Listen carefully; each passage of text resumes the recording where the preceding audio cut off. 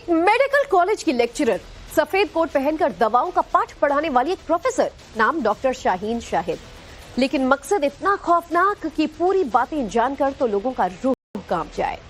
जैश-ए-मोहम्मद की महिला wing commander आतंकी शाहीन पर एक के बाद एक बड़े खुलासे हो रहे हैं। 2006 से 2013 तक कानपुर के मेडिकल कॉलेज में लेक्चरर देते देते शाहीन कैसे टीनेज लड़कियों को बहला फुसलाकर जमात उल मोमिनात में भर्ती कर रही थी, भारत के खिलाफ स्लीपर सेल का एक पूरा नेटवर्क तैयार कर रही थी और बाबरी विध्वंस की बरसी पर देश में सीरियल ब्लास्ट की खौफनाक साजिश रच रही थी। 6 दिसंबर को देश के 6 बड़े राज्यों को दहलाने की साजिश रची गई और इस साजिश का एपिसेंटर कानपुर था, जहां इस खौफनाक साजिश के पन्नों को लिखा गया और इसे अंजाम देने के लिए पूरा एक व्हाइट कॉलर टेरर मॉड्यूल तैयार किया गया। तो चलिए इसी टेरर मॉड्यूल से जुड़ी इस वक्त की एक बड़ी खबर भी आपको बता दें। आतंकी शाहीन से जुड़ा एक बड़ा अपडेट। आतंकी शाहीन को अब एनआईए कानपुर ला सकती है। आतंकी नेटवर्क को लेकर पूछताछ की जा सकती है और 2-3 दिन तक शाहीन को कानपुर में रखा जा सकता है। आपको बता दें कि वो कानपुर की रहने वाली थी, यहाँ पर यूनिवर्सिटी में पहले प्रोफेसर थी और इसके बाद उसने 2013 में कानपुर छोड़ा।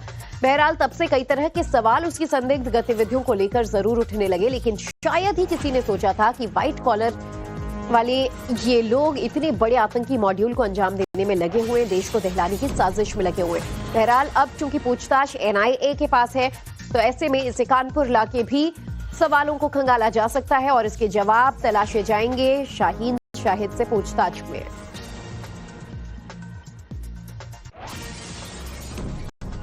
तो चलिए आपको तस्वीरें भी हम दिखाएंगे। इस आतंकी मॉड्यूल के बाद एक्शन जो है पूरी तरीके से जारी है और अब तक की जांच और एक्शन की कहानी आप समझिए। पहली तस्वीर आपको हम कानपुर की दिखा रहे हैं। ये उन इलाकों की है जहां से जांच एजेंसियों के हाथ कई सबूत लगे। ऐसे में सुरक्षा एजेंसियां आतंकी शाहीन को कानपुर ले जा सकती हैं, उसकी फैमिली से आमना सामना करवाया जा सकता है। जांच एजेंसियों के हाथ 67 स्लीपर सेल का डेटा भी लगा है, जिनका कनेक्शन शाहीन से था। दूसरी तस्वीर में शाहीन के टेरर प्लान का पूरा मिशन समझिए। नेटवर्क मार्केटिंग की तर्ज पर शाहीन ने आतंकी और स्लीपर सेल जोड़ने का प्लान बनाया। शाहीन और परवेज, जो कि भाई बहन हैं, नए डॉक्टरों को अपने इस गिरोह में जोड़ने का काम कर रहे थे। वहीं इंटेलिजेंस रिपोर्ट की माने तो इंडियन मुजाहिदीन के इंफ्रास्ट्रक्चर का इस्तेमाल फरीदाबाद मॉड्यूल में किया गया। माना जा रहा है कि इसका लाल किला विस्फोट से भी कनेक्शन हो सकता है। एजेंसियों की नजर अब इंडियन मुजाहिदीन के पूर्व गुर्गे मिर्जा शादाब बेग पर है, जो सऊदी अरब भागा हुआ है। वहीं जांच एजेंसियों के सामने आतंकी आदिल की सैलरी भी बड़ा सवाल है, क्योंकि आदिल की 40 लाख रुपए की कमाई कहां गई। जांच एजेंसियां इस सवाल का जवाब तलाशने में लगी हुई हैं और अनुमान तो यही लगाया जा रहा है कि उसने 40 लाख आतंकी गतिविधियों के लिए फंडिंग में दे दिया। न सिर्फ एक्सप्लोजिव्स जुटाए, बल्कि इन लोगों ने कई तरह के हथियार भी जुटाए और उसके बाद ब्लास्ट में इस्तेमाल किए जाने वाले तमाम जो एक्सप्लोजिव्स हैं उन्हें भी बड़ी तादाद में लाकर रखा। तो आपको बता दें कि एक तरफ कानपुर लाकर पूछताछ की जा सकती है शाहीन शाहिद से, क्योंकि उसका जो टेरर मॉड्यूल है उसका ऑल इंडिया कनेक्शन सामने आ रहा है। युवाओं को ब्रेन वॉश कर रही थी, महिलाओं को वो कैसे अपने इस पूरे मिशन में शामिल करवा रही थी और साथ ही न सिर्फ जैश से जुड़ी हुई थी, बल्कि जिस तरीके से उसे जिम्मा दिया गया था भारत में महिलाओं का एक मॉड्यूल बनाने का, उसे भी वो आगे बढ़ाने में लगी हुई थी। और अब जरा ग्राफिक्स के जरिए समझिए आतंकी शाहीन का टेरर कनेक्शन कानपुर के साथ क्या है। कानपुर के मेडिकल कॉलेज में असिस्टेंट प्रोफेसर थी शाहीन शाहिद। लखनऊ की रहने वाली शाहीन ने प्रयागराज से एमबीबीएस और एमडी की डिग्री हासिल की। 2006 में यूपीपीएससी के जरिए वो कानपुर के मेडिकल कॉलेज के फार्माकोलॉजी विभाग में असिस्टेंट प्रोफेसर तैनात हुई, जहां शाहीन ने 7-8 साल यानी 2006 से 2013 तक नौकरी की। शाहीन का मकसद कानपुर में सिर्फ नौकरी तक सीमित नहीं था। 7-8 साल कानपुर में रहे आतंकी शाहीन का मकसद सिर्फ नौकरी नहीं, उसने इस दौरान अपने आतंकी मंसूबों को अंजाम देने की तैयारियां शुरू कर ली थी और देश के खिलाफ बड़ी साजिश रच रही थी। कानपुर में शाहीन ने अपना आतंकी नेटवर्क मजबूत किया। शाहीन ने कानपुर में रहते सिर्फ नौकरी नहीं की, बल्कि उसने अपने टेरर नेटवर्क को मजबूत किया। शाहीन का मकसद सिर्फ एक था, किसी भी तरह देश में बड़ा आतंकी हमला करना है। शाहीन शहरों के मुस्लिम बाहुल्य इलाकों में अक्सर घुमा करती थी। जो जानकारी अब तक सामने आई है उसके मुताबिक शाहीन कॉलेजेस में नौकरी करने के दौरान शांत रहती थी, लेकिन उसकी साजिश बेहद ही खौफनाक थी। वो अक्सर मुस्लिम बाहुल्य इलाकों में घुमा करती थी और इन इलाकों में मुस्लिम लड़कियों को अपना टारगेट बनाती थी। मुस्लिम लड़कियों को आतंकी बनाने की साजिश रचती थी। आतंकी शाहीन का मकसद सिर्फ एक था, किसी भी तरह मुस्लिम लड़कियों को बहला फुसलाकर उन्हें कट्टरपंथी बनाया जाए और जैश ए मोहम्मद की महिला विंग जमात उल मोमिनात में उनकी भर्ती करवाकर उन्हें आतंकी बनाया जाए। शाहीन भारत में जैश की महिला विंग की कमांडर थी और उसी के ऊपर इस पूरे टेरर नेटवर्क को बढ़ाने की जिम्मेदारी भी थी। कानपुर में रहते हुए शाहीन ने पाक समेत कई विदेश यात्राएं की। इन्वेस्टिगेशन के दौरान शाहीन को लेकर कई बड़े और खौफनाक खुलासे भी हुए।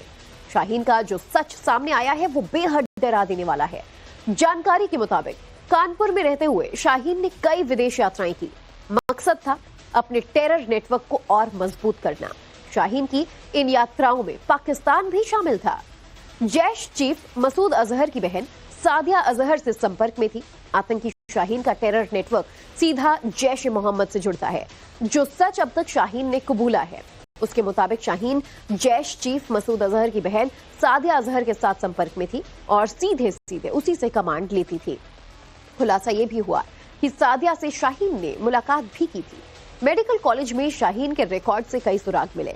अब तक की जांच में जो राज शाहीन ने उगले हैं, उनके मुताबिक इन आतंकियों की साजिश भारत के कई बड़े शहरों को दहलाने की थी।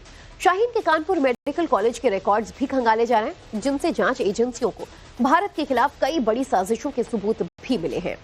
शाहीन के डिजिटल नेटवर्क से जुड़ी 19 महिलाओं की तलाश की जा रही है। शाहीन भारत में जैश के महिला विंग की कमांडर तो थी ही, कई महिलाएं हैं जिसे शाहीन अपने आतंकी बनाने के इस नेटवर्क में जोड़ चुकी थी। उनकी भी अब तलाश जारी है। एटीएस ऐसे 19 महिलाओं की तलाश में जुटी हुई है, जिनकी कुंडली शाहीन के आतंकी चैप्टर से मैच खा रही है। तो शाहीन पर शिकंजा कसता चला जा रहा है और एनआईए की पूछताछ में खुलासे झकझोर देने वाले हैं, चौंका देने वाले हैं। हमारे संवाददाता विनोद मिश्रा हमारे साथ जुड़ चुके हैं। विनोद, अब एनआईए कानपुर अगर लेकर आती है शाहीन को, तो यहाँ पर कौन कौन से वो तमाम डॉट्स हैं जिन्हें जोड़ा जाएगा, उन पहलुओं पर सवाल पूछा जाएगा जिससे इसका कानपुर कनेक्शन सामने आ रहा है? देखिए, जिस तरीके से शाहीन जो है उत्तर प्रदेश के कई डिस्ट्रिक्ट्स में लगातार उसने जो है वो गई थी। खासतौर पर कानपुर जो आप कह सकते हैं कि एक दूसरा हब बन रहा था, जहां पे कई सारे डॉक्टर जो थे उसके कनेक्ट में थे।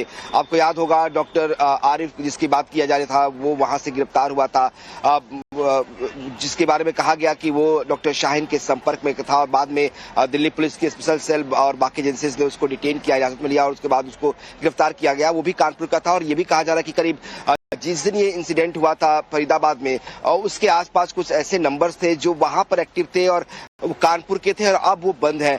तो माना जा रहा है कि ये सब जो कड़ियां हैं वो डॉक्टर शाहीन से जुड़ती है।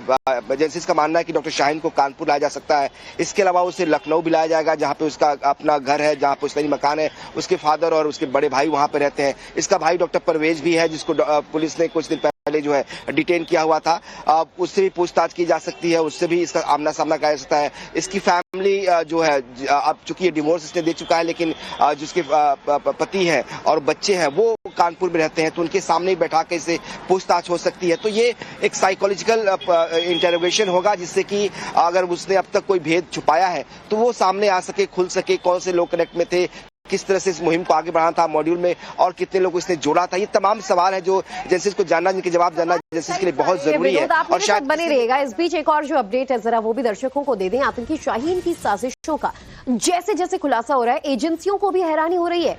एनआईए की पूछताछ में लगातार नए खुलासे हो रहे हैं। सूत्रों के हवाले से खबर है कि आतंकी शाहीन से जुड़ी दूसरी बिग ब्रेकिंग आपको बता दें, एमएलएम मॉड्यूल पर वो काम कर रही थी और मल्टी लेवल टेरर मार्केटिंग का सहारा ले रही थी। इस काम में उसका भाई परवेज उसकी मदद कर रहा था। मल्टी लेवल मार्केटिंग की तर्ज पर आतंकी Shaheen multi level terror marketing का मॉड्यूल तैयार कर रही थी, लेकिन इससे पहले कि एजेंसियों के शिकंजे में आ गई। दिल्ली ब्लास्ट के बाद देश की तमाम एजेंसियां जांच में जुटी हुई है। आए दिन ऐसे मामलों में नए नए खुलासे हो रहे हैं।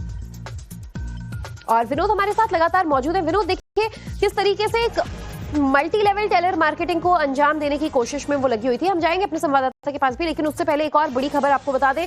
दिल्ली ब्लास्ट मामले में गिरफ्तार किए गए मुजम्मिल, डॉक्टर शाहीन और डॉक्टर आदिल इन दिनों पुलिस रिमांड पर हैं और आतंकियों से एनआईए की पूछताछ लगातार जारी है, जिसमें कुछ और नए खुलासे हो रहे हैं। आपको बता दें, सूत्रों के हवाले से खबर है कि आतंकी शाहीन स्पेशल मिशन पर थी। वो मल्टी लेवल मार्केटिंग की तर्ज पर एक आतंकी मॉड्यूल बनाना चाहती थी। मल्टी लेवल टेरर मार्केटिंग के जरिए वो लोगों को अपने इस मॉड्यूल में जोड़ने का प्लान था।